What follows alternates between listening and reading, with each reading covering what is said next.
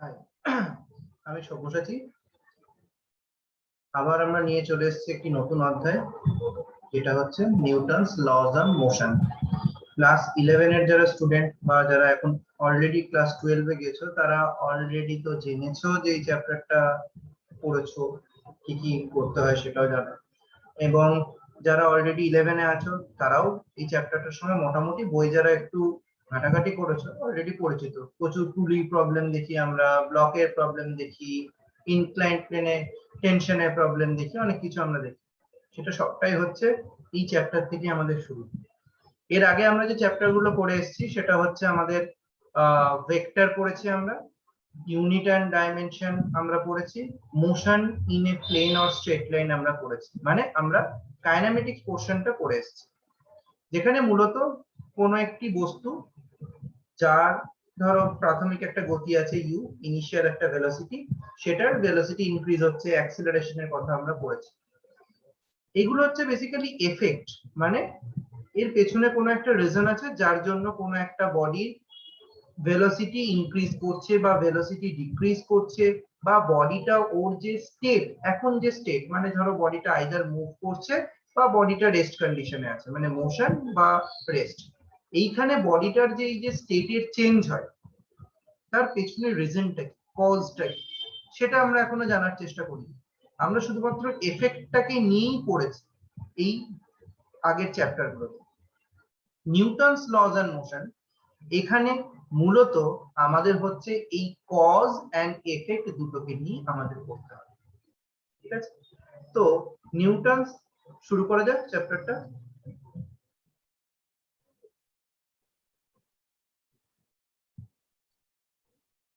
আচ্ছা, Newton's lodge and মোশনে মূলত আমরা যে জিনিসটা নিয়ে পড়বো সেটা হচ্ছে আমাদের ফিজিক্সের যে ব্রাঞ্চটাকে নিয়ে আমরা পড়াশোনা করি, সেটা হচ্ছে ডাইনামিক্স।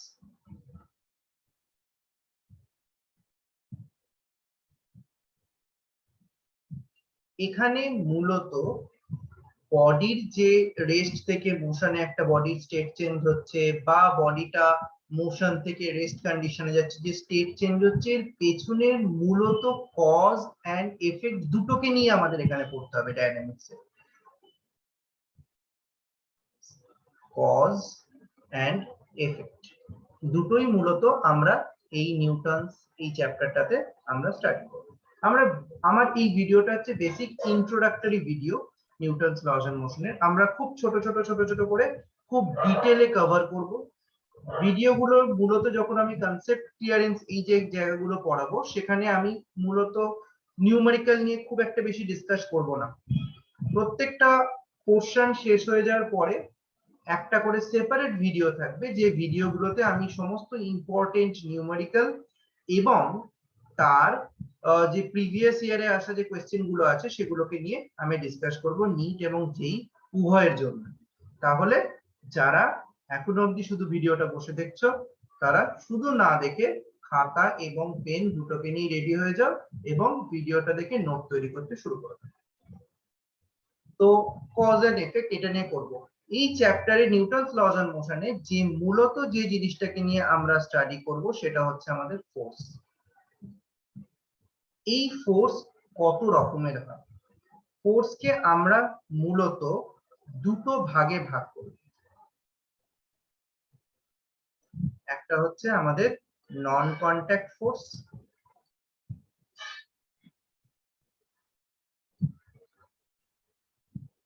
আর একটা হচ্ছে আমাদের contact force.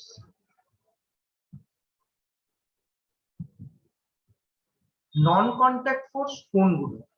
Non contact force বলতে যেগুলো আমাদের মেইন ইম্পর্টেন্ট সেগুলো হচ্ছে, বা যেগুলো আমরা স্টাডি করব সেগুলো হচ্ছে, এক হচ্ছে আমাদের গ্র্যাভিটেশনাল ফোর্স,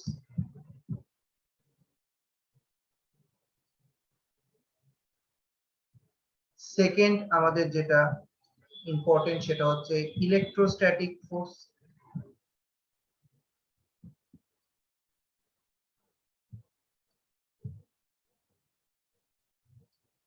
থার্ড যেটা আমাদের সেটা হচ্ছে ম্যাগনেটিক ফোর্স।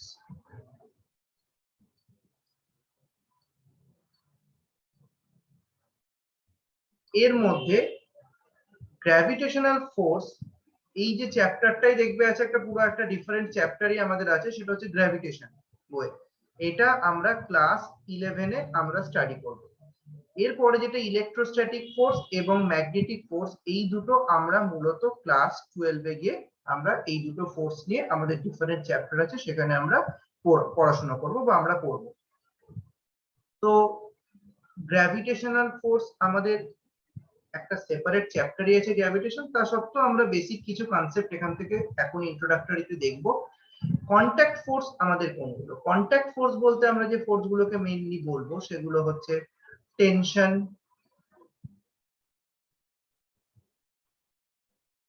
সেকেন্ড হচ্ছে আমাদের নর্মাল রিঅ্যাকশন,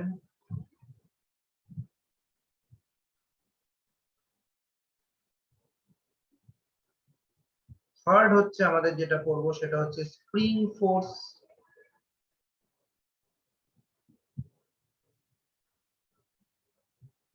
চতুর্থ আমরা যেটা পড়তে পারি সেটা হচ্ছে আমাদের ফ্রিকশন ফোর্স,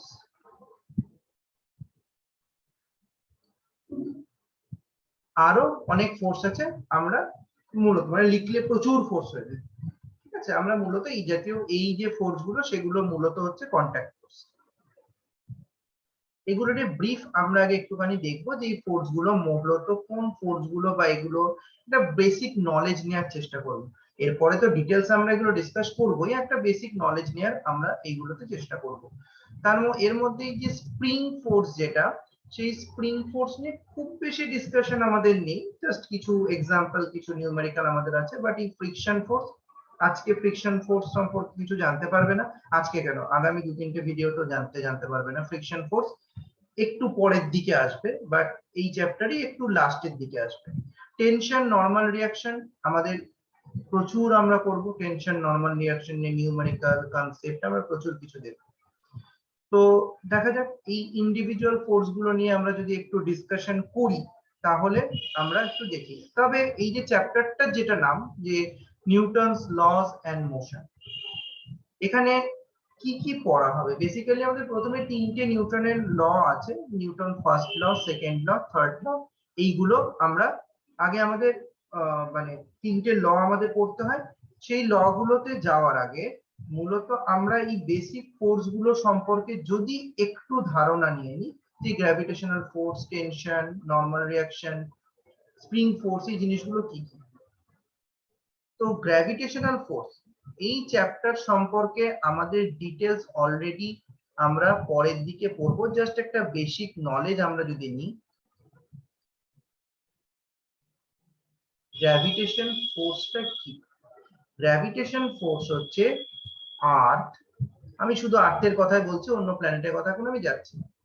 আর্থ যে কোনো বডিকে একটা সার্টেন ফোর্স দিয়ে সবসময় নিজের কেন্দ্রের দিকে মানে সেন্টারের দিকে অ্যাট্রাক্ট করে।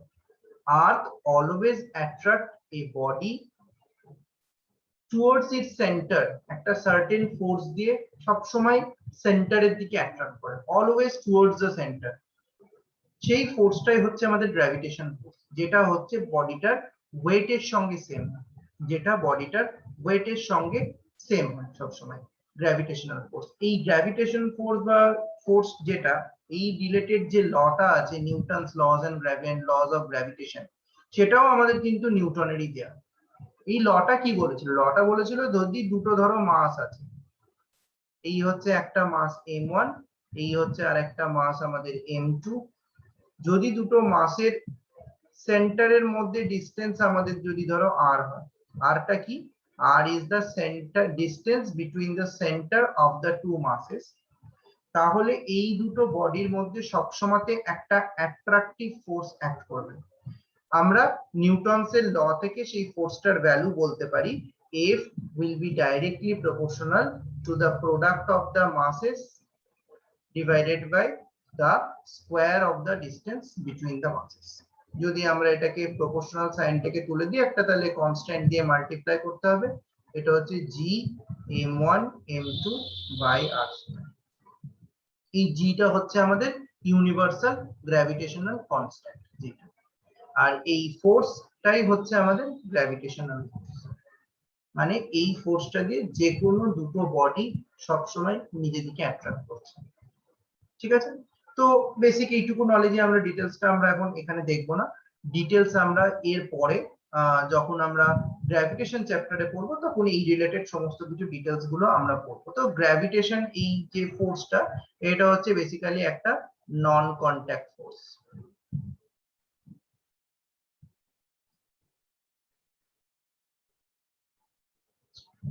এইবার আমরা কিছু কন্ট্যাক্ট ফোর্সের কথা যদি আমরা দেখি, যে টেনশন, ফার্স্ট যেটা আমাদের আছে টেনশন। টেনশনটা কি? টেনশন ফোর্সের কথা যদি আমরা একটু দেখি,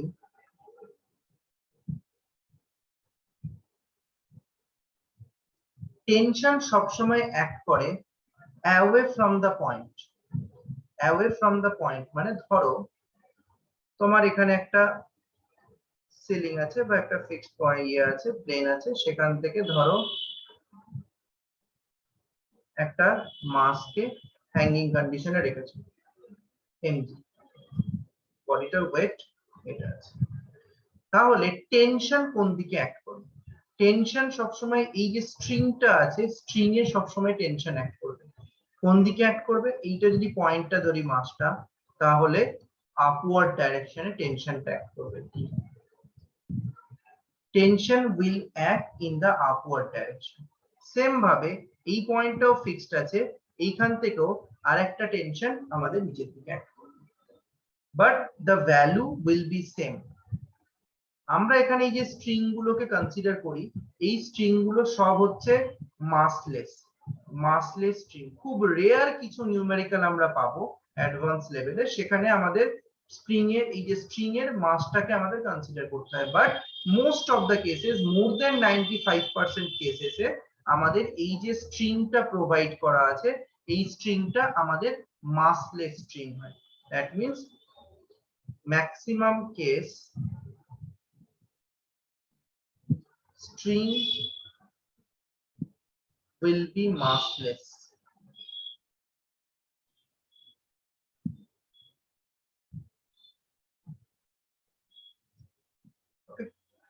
আর এই যে টেনশনটা অ্যাক্ট করবে, যদি স্ট্রিংটা সেম হয় তাহলে টেনশন উইল বি সেম, যদি স্ট্রিং ডিফারেন্ট হয় তাহলে আমাদের টেনশনটাও ডিফারেন্ট হবে।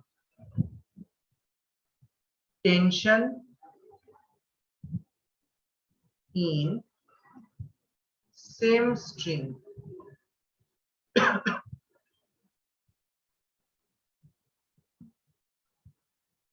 will be same.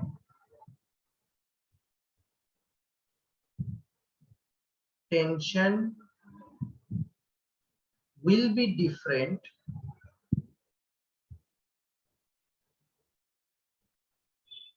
for different string.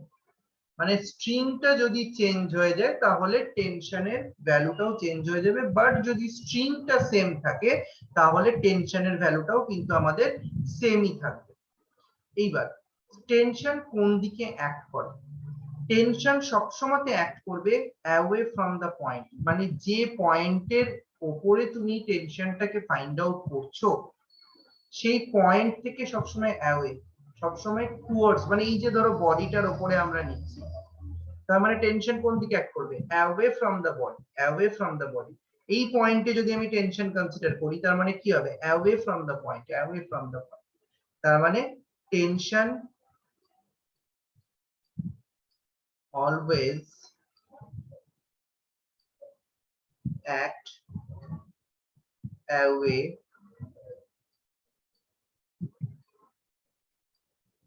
from the point, সবসময় পয়েন্ট থেকে বাইরের দিকে অ্যাওয়ে সবসময় টেনশনটা অ্যাক্ট করে। তো এই হচ্ছে আমাদের টেনশনের গল্প। মানে আমরা নিউমেরিক্যাল তো পরে আসবো, যে টেনশন এই জিনিসটা আমরা বলতে পারি অনেক, মানে প্রচুর জায়গাতে এই টেনশন এর গল্প আমরা পাবো। যেমন এটা বডির কেসে হলো টেনশন, ধরো তোমার একটা, আমরা যদি পুলি,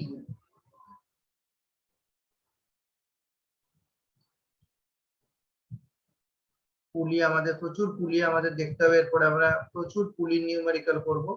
এখান থেকে দুটো মাস হ্যাঙ্গিং কন্ডিশনে আছে, এটা মাস m1, এটা মাস আমাদের হচ্ছে m2। এখান থেকে আরেকটা স্ট্রিং দিয়ে পুলিটা হ্যাঙ্গিং কন্ডিশনে আছে। এই M1 আর M2 একটাই স্ট্রিং দিয়ে কানেক্টেড। এইখানে যে পুলিটা আমরা কনসিডার করি, এখানেও আবার আমাদের সেম কেস, মোর দেন 95% নিউমেরিক্যালে এই যে পুলিটা থাকে, পুলি will be massless। পুলিটা যেটা আমাদের হবে সেটা হচ্ছে মাসলেস। ঠিক আছে, তাহলে স্ট্রিংটা যেটা থাকবে সেই স্ট্রিংটাও আমাদের মাসলেস এন্ড ফ্রিকশনলেস। এই যে স্ট্রিংটা আমাদের আছে, স্ট্রিংটা আমাদের মাসলেস এন্ড অবভিয়াসলি ফ্রিকশনলেসও। এই জিনিসটা একটু আমরা মাথায় রাখবো। ওকে, তো এখানে আমরা যদি টেনশনের কথা দেখি যে এই পয়েন্টে, তাহলে টেনশন আমাদের কোন দিকে, আমি যদি একটু কালারটা ডিফারেন্ট করে দিই তাহলে এটা আমাদের বুঝতে সুবিধা হবে। টেনশনটা কোন দিকে, এইদিকে টেনশন অ্যাক্ট করছে। এর কেসেও হচ্ছে টেনশন এইদিকে, কারণ away from the point tension act করছে। বাট এই কেসে টেনশনটা কিন্তু ডিফারেন্ট হবে। বাই? কেন হচ্ছে? এটা স্ট্রিংটা চেঞ্জ হয়ে গেছে, এইটা একটা সেপারেট স্ট্রিং, একটা ডিফারেন্ট স্ট্রিং, আর ওপরে যে স্ট্রিং দিয়ে পুলিটা হ্যাঙ্গিং কন্ডিশনে আছে ওটা একটা ডিফারেন্ট স্ট্রিং। যেহেতু স্ট্রিং দুটো ডিফারেন্ট, তার জন্য যে টেনশনটা স্ট্রিং এ অ্যাক্ট করছে সেই টেনশনটাও কিন্তু আমাদের আলাদা হয়ে যাবে। মানে আমাদের স্ট্রিংটাও কিন্তু, মানে টেনশনটাও কিন্তু আমাদের ডিফারেন্ট হবে। এই জিনিসটা মাথায় রেখো। এরকম অনেক নিউমেরিক্যাল আমরা পাবো, তো আমরা একে একে আসবো নিউমেরিক্যাল গুলোতে। এই তো গেল আমাদের টেনশনের গল্প। নর্মাল রিঅ্যাকশন জিনিসটা কি যদি আমরা একটু দেখি, যে নর্মাল রিঅ্যাকশন জিনিসটা কি।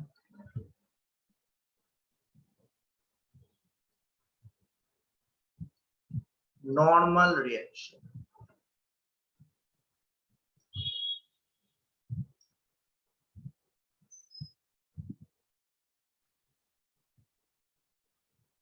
নর্মাল রিঅ্যাকশনকে মেইনলি আমরা ক্যাপিটাল এন দিয়েও ডিনোট করতে পারি বা ক্যাপিটাল আর দিয়েও ডিনোট করতে পারি। একটা বই একটা রকম করে।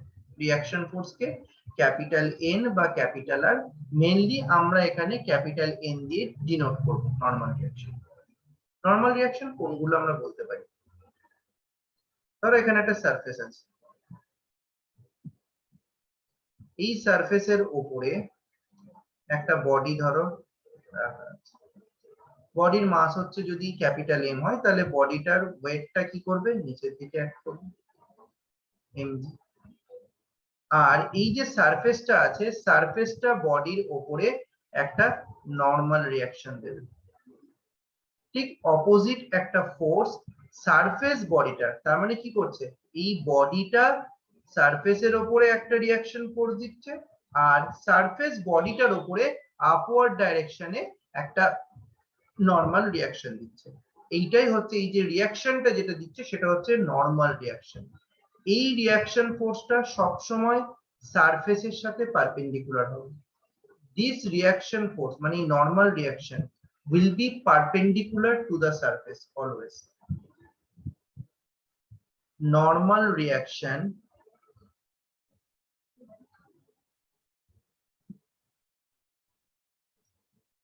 will be perpendicular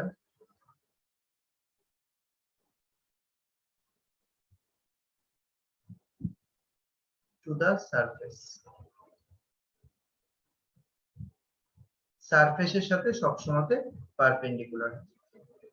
তাহলে যদি আমাদের একটা ইনক্লাইন্ড প্লেনের গল্প বলে, যে ধরো সাপোজ এখানে একটা ইনক্লাইন্ড প্লেন আছে থিটা অ্যাঙ্গেলের, এখানে একটা বডি আছে, এই বডিটার কেসে কি হবে, বডিটার কেসে ওয়েট যেটা সেটা নিচের দিকে অ্যাক্ট করছে সাপোজ এমজি।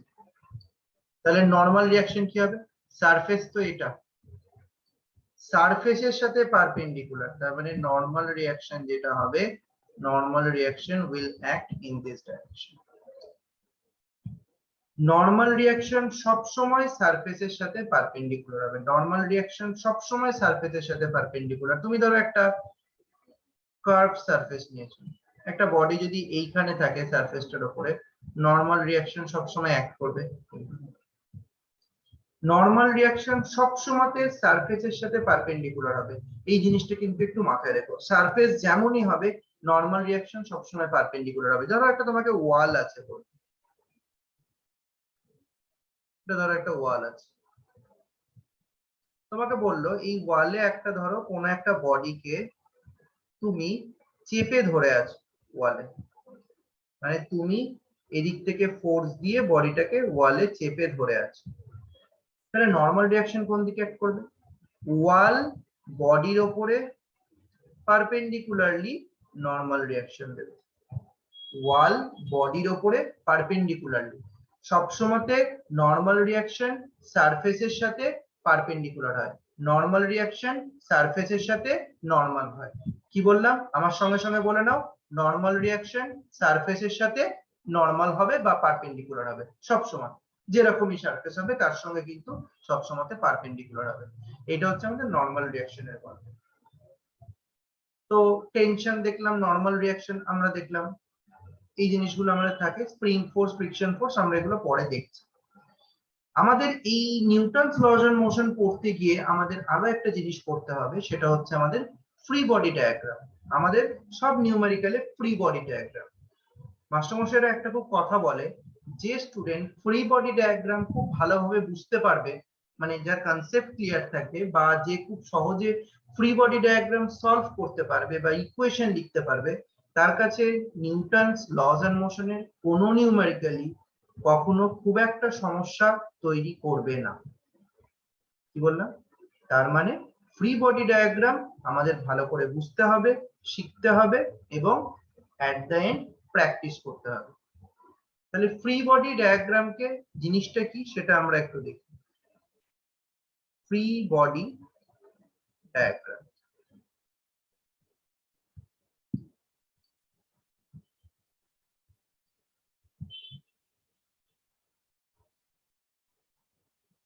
শর্টে এটাকে আবার অনেক সময় এফবিডিও বলা হয়ে থাকে। শর্টে এটাকে অনেক সময় এফবিডি বলা হয়। ফ্রি বডি ডায়াগ্রাম জিনিসটা কি? ফার্স্ট একটা জিনিস সবসময় তোমাকে আগে মনে রাখতে হবে, দুটো জিনিস, দুটো গুরুত্বপূর্ণ কনসেপ্ট তোমাকে মাথায় রাখতে হবে। যে কোনো বডি থাকতে পারে, একটা বই থাকতে পারে, একটা লোক থাকতে পারে, একটা বড় গাড়ি থাকতে পারে, একটা বড় ট্রাকও থাকতে পারে, বাট যে কোনো বডিকে ফ্রি বডি ডায়াগ্রামে আমরা সবসময় কিভাবে কনসিডার করব? ফ্রি বডি ডায়াগ্রামে সবসময় আমাকে কোন বডিকে একটা পয়েন্ট হিসাবে কনসিডার করতে হবে। সো আমি কি বলবো, আমাদের যেটা মনে রাখতে হবে, we have to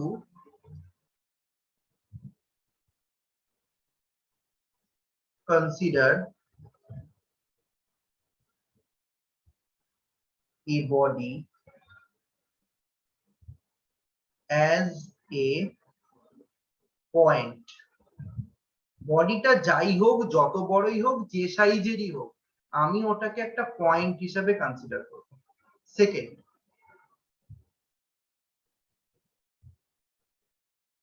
we have to consider all forces acting on the body, not by the body, on the body. বডির উপরে যত ফোর্স অ্যাক্ট করছে on the body, আমরা সেটা কনসিডার করব। এই হচ্ছে আমার ফ্রি বডি ডায়াগ্রামের স্টোরি। তাহলে ফ্রি বডি ডায়াগ্রামের কথা যদি আমাকে বলা হয়, আমরা ফ্রি বডি ডায়াগ্রাম করব, তার আগে কিছু ছোট ছোট কনসেপ্ট আমাদেরকে আগে জানতে হবে, তারপরে আমরা ফ্রি বডি ডায়াগ্রামে যাব।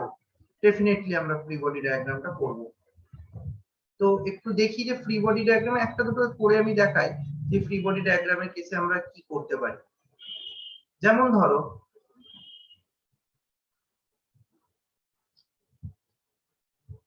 সাপোজ একটা ইনক্লাইন্ড প্লেনের কথাই বলছি। এই যে একটা ধরো বডি আছে, আমাকে যদি বললো এই বডিটার ফ্রি বডি ডায়াগ্রাম আমাকে ড্র করতে বলবে, আমরা কি ড্র করব? তার মানে ফার্স্ট এই বডিটার তার মানে ওয়েট কি অ্যাক্ট করছে, ওয়েট এদিকে অ্যাক্ট করছে, নরমাল রিঅ্যাকশন এদিকে অ্যাক্ট করছে। তার মানে এটা যদি আমরা ফ্রি বডি ডায়াগ্রাম করি তাহলে কি পাবো, ওর ওয়েটটা সোজা ডাউনওয়ার্ড নিচের দিকে অ্যাক্ট করছে towards the centre of the, normal রিঅ্যাকশনটা আমাদের এদিকে অ্যাক্ট করছে। এই হচ্ছে আমাদের ফ্রি বডি ডায়াগ্রাম। বডির উপরে যা যা ফোর্স অ্যাক্ট করছে সব আমাদেরকে কনসিডার করতে হবে। আমরা নিউমেরিক্যালের সাথে সাথে একবারে জিনিসটাকে দেখব, একেবারে জিনিসটাকে কনসিডার করব। তো এইখান থেকে আমি আবার একটু ট্র্যাকে ব্যাক করে যাই, যেখান থেকে শুরু করেছিলাম সেখানেই আবার একটু চলে যাই না। ফোর্স, নিউটনস এর ল। নিউটনস এর লতে আমরা প্রথমে একটা জিনিস বলেছিলাম, ওটা নিয়ে একটু বলে দিই। ফোর্স একটা নাম বলেছিলাম, ফোর্স কেও আমরা কি দিয়ে ডিনোট করি, ফোর্স কে আমরা হচ্ছে এফ দিয়ে, ক্যাপিটাল এফ দিয়ে বেসিক্যালি ডিনোট করব। যে ফোর্সটা আমরা বাইরে থেকে অ্যাপ্লাই করছি, যে ফোর্সটা অ্যাপ্লাই ফোর্স, ফোর্সের ইউনিট যেটা হয় সেটা হচ্ছে আমাদের নিউটন, ক্যাপিটাল এন দিয়ে ডিনোট হয়। এটা হচ্ছে এসআই ইউনিট। আর একটা সিজিএস ইউনিট আছে, সেটা হচ্ছে ডাইন, সিজিএস ইউনিট। আমাদের হচ্ছে এসআই ইউনিট আর সিজিএস ইউনিটের মধ্যে আমাদের যে রিলেশনটা সেটা হচ্ছে 1 newton equal to 10 to the power 5 ডাইন।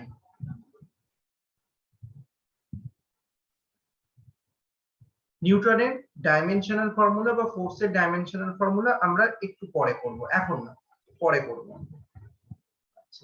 এইবার হচ্ছে নিউটনের গতিসূত্রের বা লজ অফ মোশনের ফার্স্ট লটা আমাদের কি ছিল। ফার্স্ট ল,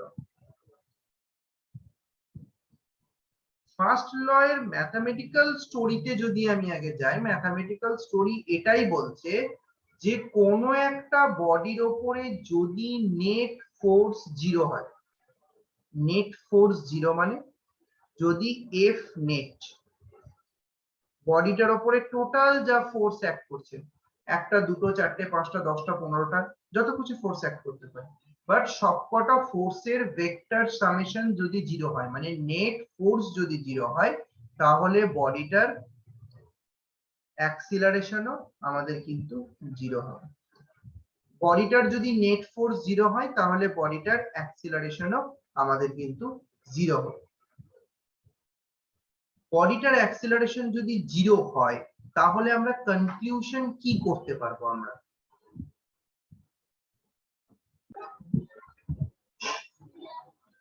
তাহলে তাহলে আমরা কি বললাম যে কোনো একটা বডির ওপরে যদি নেট ফোর্স আমাদের যদি 0 হয়, মানে টোটাল বডিটার উপরে ধরো যত ফোর্স অ্যাক্ট করছে, মানে ধরো F1 plus F2 plus F3 plus ধরো যত ফোর্স অ্যাক্ট করছে সবকটার আমরা যদি ভেক্টর অ্যাডিশন করি, তাহলে আমাদের সেই ফোর্সটা যদি 0 হয় তাহলে অ্যাক্সিলারেশনটাও আমাদের কিন্তু 0 আসবে। এবার হচ্ছে অ্যাক্সিলারেশন 0 আসার মানেটা কি? অ্যাক্সিলারেশন 0 থাকার মানে হচ্ছে আমাদের ভেলোসিটি কনস্ট্যান্ট বডিটার। তার মানে এখানে আমরা বলতে পারি বডিটার ভেলোসিটি কনস্ট্যান্ট, সিটি কনস্ট্যান্ট। আর আরেকটা কি হতে পারে, যদি কোনো অ্যাক্সিলারেশন না থাকে, ফোর্স 0 হয়, তাহলে একটা বডি যে ধরো তোমার রেস্ট কন্ডিশনে আছে সে তাহলে সবসময়ই রেস্ট কন্ডিশনে থাকবে। আর যে ধরো বা একটা মোশনে আছে, একটা স্ট্রেট লাইনে বা কোনো একটা জায়গায় মুভমেন্ট করছে যে একটা বডি, সেই বডিটা সবসময়ই মোশনই থাকবে কিন্তু এট এ কনস্ট্যান্ট ভেলোসিটি, মানে ওর ভেলোসিটির কোনো চেঞ্জ হবে না। এই কনসেপ্টটার উপরে বেস করে যদি আমরা নিউটনের ফার্স্ট লটাকে যদি আমরা একটু দেখি যে নিউটনের ফার্স্ট লটা কি, তাহলে স্টেটমেন্টটা অ্যাকচুয়ালি এরকম আসে যে every body sorry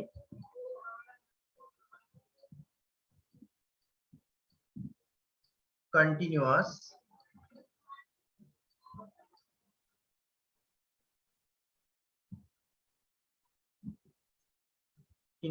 to be in its state of rest or of uniform motion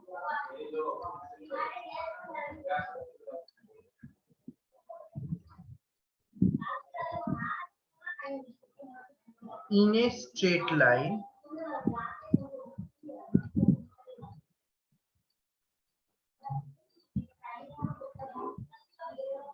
unless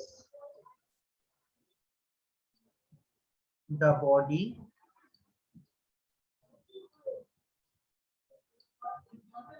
is compelled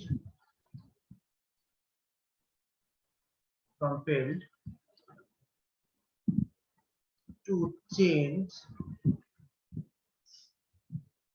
its state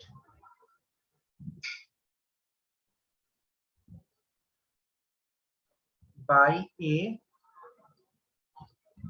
net external force.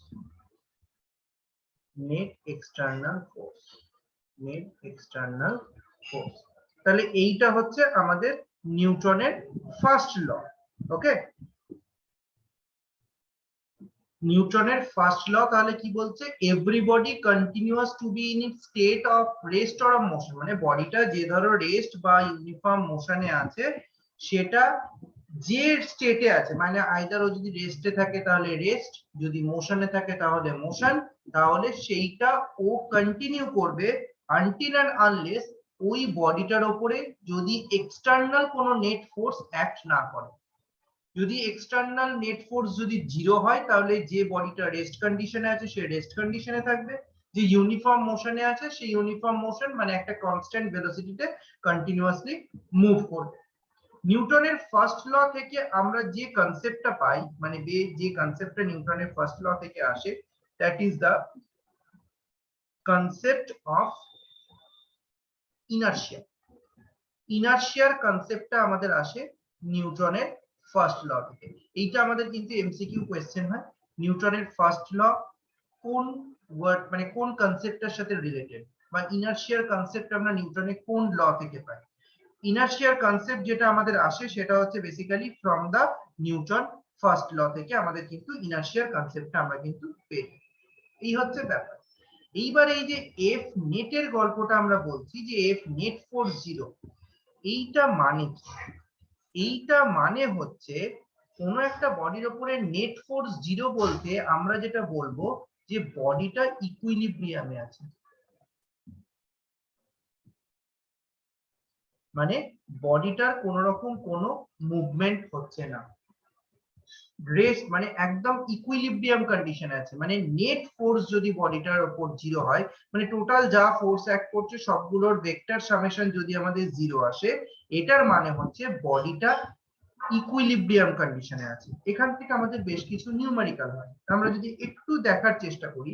এবার এখানে একটা কনসেপ্ট বলে রাখি, কোনো একটা বডির ওপর এক্স ডাইরেকশনে ফোর্স অ্যাক্ট করতে পারে, ওয়াই ডাইরেকশনে ফোর্স অ্যাক্ট করতে পারে, এমনকি জেড ডাইরেকশনেও ফোর্স অ্যাক্ট করতে পারে। নেট ফোর্স জিরো মানে হচ্ছে এক্স ডাইরেকশনে টোটাল যা ফোর্স অ্যাক্ট করবে টোটাল তাদের সামেশন জিরো হবে, ওয়াই ডাইরেকশনে টোটাল যা ফোর্স অ্যাক্ট করবে সেটারও সামেশন জিরো হবে, জেড ডাইরেকশনে টোটাল যা ফোর্স অ্যাক্ট করবে সেটারও আমাদের সামেশন জিরোই হবে। এই জিনিসটা কিন্তু একটু মাথায় রাখবেন।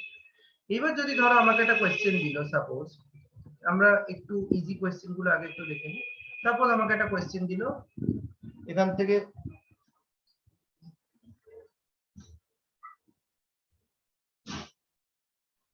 এখান থেকে ধরো একটা স্ট্রিং দিয়ে একটা মাস হ্যাঙ্গিং কন্ডিশনে আছে। এখানে যে মাসটা হ্যাঙ্গিং কন্ডিশন আছে দ্যাট ইজ 3 কেজি, তার নিচ থেকে আরেকটা স্ট্রিং কানেক্ট করে আরেকটা মাসকে হ্যাঙ্গিং কন্ডিশনে দেওয়া হয়েছে that is 7 KG.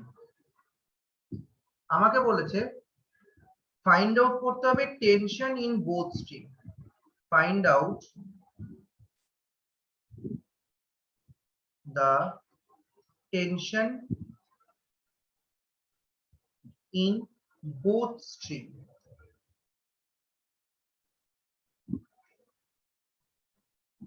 Both string এ আমাকে টেনশন ফাইন্ড আউট করতে হবে। এবার কনসেপ্টটা কি, তার মানে এই 3 কেজির উপরে এখানে একটা টেনশন অ্যাক্ট করছে, আমি সেটাকে T1 ধরে নিচ্ছি। এই নিচে একটা টেনশন অ্যাক্ট করছে, দ্যাট ইজ T2। 7 কেজি থেকে উপরের দিকে একটা টেনশন অ্যাক্ট করছে, সেটাও T2, কারণ স্ট্রিংটা সেম, তাহলে এই দুটো টেনশন সেম হবে। এইবার যদি আমরা 3 KG free body diagram draw করি, 3 কেজির উপরে তাহলে কি অ্যাক্ট করছে দেখো, উপরের দিকে টেনশন অ্যাক্ট করছে T1, নিচের দিকে টেনশন অ্যাক্ট করছে আমাদের T2, আর ডাউনওয়ার্ড দিকে 3 কেজির মাসটাও অ্যাক্ট করছে, দ্যাট ইজ হচ্ছে 3 ইনটু 10, মানে হচ্ছে 3G আমরা যদি বলি। তার মানে আমাদের T1 ইকুইলিব্রিয়ামে আছে, তার মানে F net 0, তাহলে T1 ইকুয়াল টু আমাদের যেটা হবে T2 প্লাস 3G, মানে 3 ইনটু 10, ইকুয়েশন 1। আমরা যদি এবার 7 কেজির ফ্রি বডি করি, 7 কেজির মাস নিচে অ্যাক্ট করছে 7G, টেনশন T2 উপরে অ্যাক্ট করছে, দ্যাট ইজ T2। তাহলে আমরা যেটা পাবো that is T2 equal to 7 into 10, মানে হচ্ছে আমাদের 70 নিউটন। তার মানে নিচের যে স্ট্রিংটা সেটা টেনশন হচ্ছে আমাদের 70 নিউটন, আর তাহলে T1 উপরের স্ট্রিং এর টেনশনটা আমাদের আসবে তাহলে কত, 70 প্লাস 30, দ্যাট মিন্স আমাদের হচ্ছে 100 নিউটন। এই জিনিসটা আমরা এখান থেকে পেয়ে গেলাম। তার মানে আমাকে যদি এই কেসে এরকম টাইপের নিউমেরিক্যাল দিয়ে আমাকে যদি বলে যে দুটো স্ট্রিং এ আমাদের টেনশন কত হবে, তাহলে আমরা কিন্তু এইভাবে ফ্রি বডি ডায়াগ্রাম করে আমরা কিন্তু ফাইন্ড আউট করে দিতে পারি। যদি আমাদের নিউমেরিক্যালটা একটু অন্যরকম দেয়, অন্যরকম বলতে আমাদের কিরকম, যদি ধরো আমাকে এরকম বলবে যে ধরো একটা সিলিং আছে, সেখান থেকে একটা স্ট্রিং এইভাবে কানেক্টেড আছে, আর একটা স্ট্রিং আমাদের এইভাবে কানেক্টেড আছে, এইখান থেকে একটা মাস হ্যাঙ্গিং কন্ডিশনে আছে, মাস আমাদের হ্যাঙ্গিং কন্ডিশন আছে, এই মাসটা হচ্ছে √2 কেজি। মাসটা এই হরাইজন্টালের সঙ্গে এখানে যে অ্যাঙ্গেল করেছে দ্যাট ইজ 30 ডিগ্রি, এর সাথে এখানে যে অ্যাঙ্গেল ক্রিয়েট করেছে দ্যাট ইজ 60 ডিগ্রি। আমাকে বলেছে find out tension in both string, দুটো স্ট্রিংই আমাদের টেনশন কত হবে সেটাকে ফাইন্ড আউট করতে বলেছে।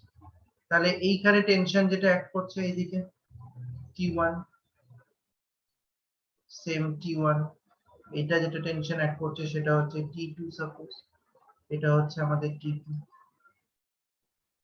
যদি আমরা এবার একটু এই জিনিসটা দেখি, ফ্রি বডি ডায়াগ্রাম যদি ড্র করি, √2 কেজি নিচের দিকে অ্যাক্ট করছে, √2 ইনটু G, T2 আমাদের অ্যাক্ট করছে এইদিকে, এই অ্যাঙ্গেলটা আমাকে বলে দিয়েছে 60 ডিগ্রি। তার মানে T2 যদি আমরা দুটো কম্পোনেন্ট নিই, কম্পোনেন্ট ডিভিশন বা উপাংশ বিভাজন তোমরা অলরেডি শিখেছো, জানো 60 ডিগ্রি করেছে, তাহলে এইদিকে যে কম্পোনেন্টটা হবে সেটা হচ্ছে T2 cos 60 ডিগ্রি, উপরের দিকে যেটা হবে এদিকটায় সেটা এদিকে যেটা আসছে আমাদের সেটা হচ্ছে T2 sin 60 ডিগ্রি। সেম ভাবে আমরা এদিকে যেটা পাবো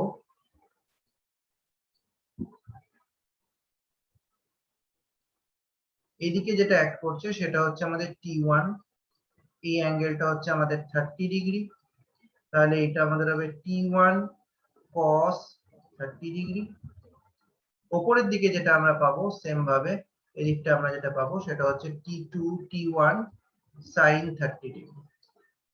এবার আমরা কি বলেছিলাম, x এর দিকে নেট ফোর্স টোটাল 0 হবে, y এর দিকে টোটাল নেট ফোর্স আমাদের 0 হবে, মানে x এর দিকেও 0 হবে, y এর দিকেও 0 হবে। তাহলে যদি x ডাইরেকশনে নেট ফোর্স যদি আমরা 0 করি, তাহলে আমরা কি পাচ্ছি দেখো, T2 cos 60 degree will be equal to T1 cos 30 degree. এখান থেকে আমরা যেটা পাবো সেটা হচ্ছে T2 cos 60 এর ভ্যালু হচ্ছে হাফ, আর cos 30 এর ভ্যালু হচ্ছে √3/2। That means T1 T2 equal to আমাদের যেটা আসছে সেটা হচ্ছে √3 T1। এই জিনিসটা আমরা এখান থেকে পাচ্ছি। সেম ভাবে y ডাইরেকশনে আমরা যদি ফোর্সটাকে 0 করি, সেটা আমাদের যেটা পাবো সেটা হচ্ছে T1 sin 30 degree plus T2 sin 60 degree, that will be equal to √2 into g মানে 10। T1 sin 30 এর ভ্যালু কত? হাফ। sin 60 এর ভ্যালু কত? √3/2 ইকুয়াল টু আমাদের হচ্ছে √2 into 10। আমরা যে কোনো একটাকে এখানে যদি রিপ্লেস করি, মানে T2 এর জায়গায় যদি আমরা √3 T1 করি, তাহলে এটা আমাদের কত আসছে? T1/2। T2 এর জায়গায় √3 T1 যদি আমরা পুট করি তাহলে 3 T1/2, তো এটা আসছে আমাদের 10√2। তাহলে আমরা যদি অ্যাড করি এটাকে, সেটা আমাদের আসছে 2 T1 ইকুয়াল টু আমাদের 10√2।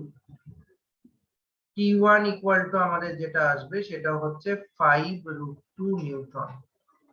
সেম ভাবে এখানে T1 এর ভ্যালুটা যদি আমরা পুট করে দিই তাহলে T2 আমাদের আসবে 5√6 নিউটন। T1 এর ভ্যালু যদি আমরা পুট করি 5√2, তাহলে আমাদের আসবে 5√6 নিউটন। তার মানে আমাদের অ্যানসার যেটা আসবে T1 will be equal to 5, sorry T1 আমাদের হবে 5√2 নিউটন, আর T2 আমাদের যেটা আসবে সেটা হচ্ছে 5√6 নিউটন। নিজেরা পড়ে একটু দেখে নেন। তো এই রকম টাইপের নিউমেরিক্যাল কিন্তু আমাকে দিতেই পারে। এটা ছাড়া আর কি ধরনের নিউমেরিক্যাল হতে পারে? এই রকমই আমাদের আরো কিছু নিউমেরিক্যাল হতে পারে। যেমন তোমাদেরকে একটা দিচ্ছি, তোমরা ট্রাই করো একটা, যে ধরো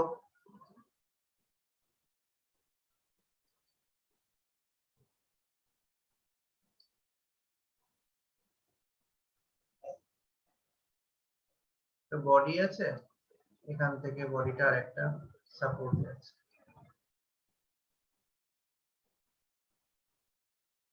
বডিটার মাস সাপোজ 10 কেজি। ভার্টিক্যালের সাথে যে অ্যাঙ্গেলটা ক্রিয়েট করেছে that angle is suppose 37 degree. আমাকে জিজ্ঞেস করেছে টেনশন ইন বোথ স্ট্রিং কত হবে। টেনশন ইন বোথ স্ট্রিং কত হবে?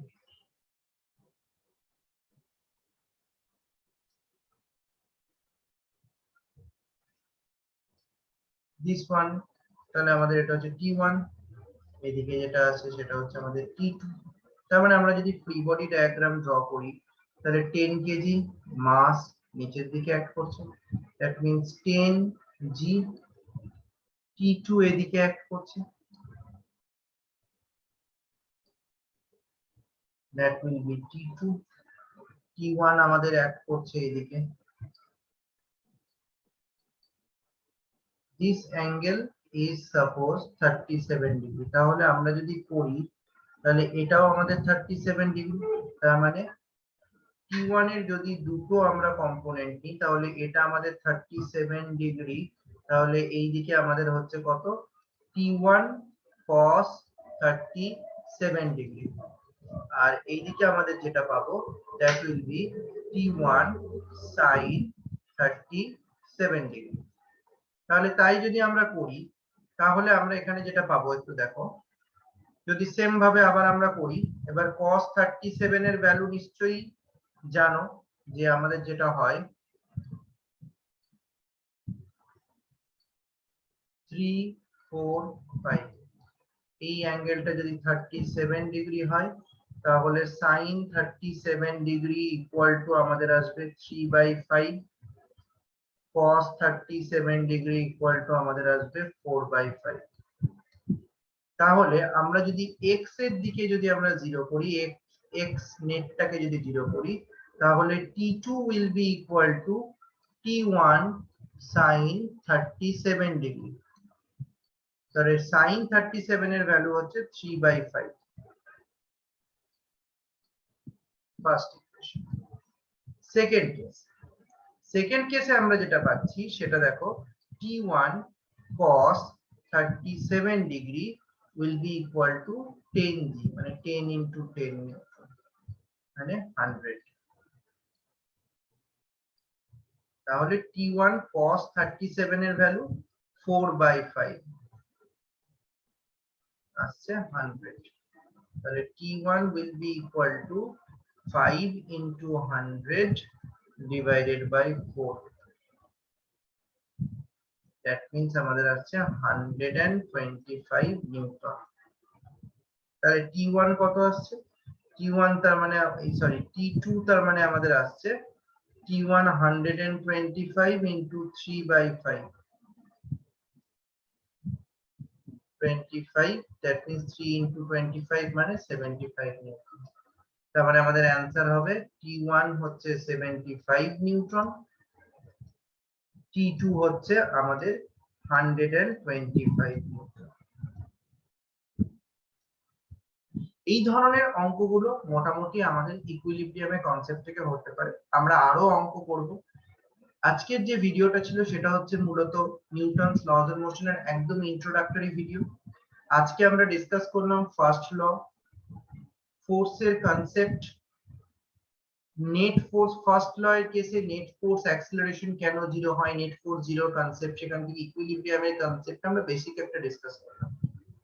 আগামী ভিডিওতে, নেক্সট ভিডিওতে আমরা যেটা নিয়ে আসবো সেটা হচ্ছে নিউটনের সেকেন্ড ল, সেখান থেকে মোমেন্টামের কনসেপ্ট, ইম্পালস অফ ফোর্সের কনসেপ্ট।